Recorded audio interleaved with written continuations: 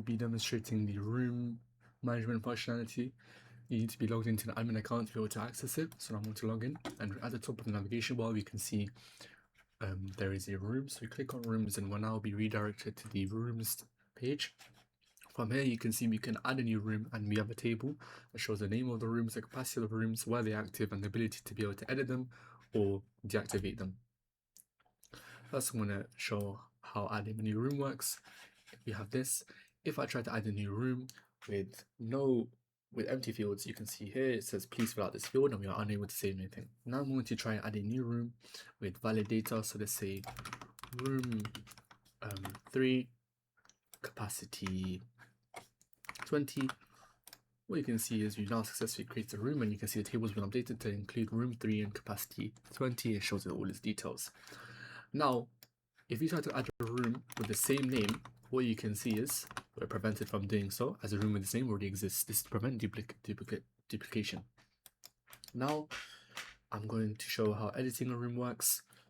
So I'm going to edit this room, so room 3, and I'm going to change the room name from room 3 to room 4, and that works. We can change the capacity to. Now it's been changed.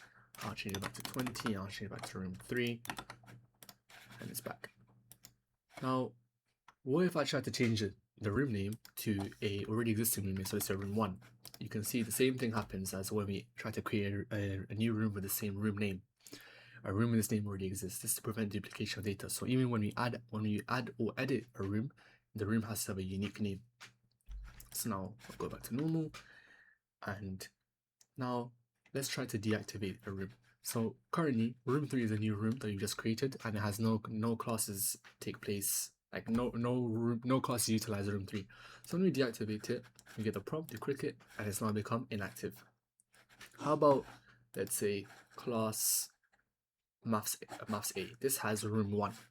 So now if I try to deactivate room 1, what you can see is we're prevented from doing so. We cannot deactivate the room as it is assigned to one or more classes. This is a problem. So this is to ensure that there's no problems, as if we deactivate a room when a class has a room assigned to it, this could cause problems. So we are unable to deactivate rooms where the class is assigned to it. First you have to unassign the room from the class, and then we can deactivate the room.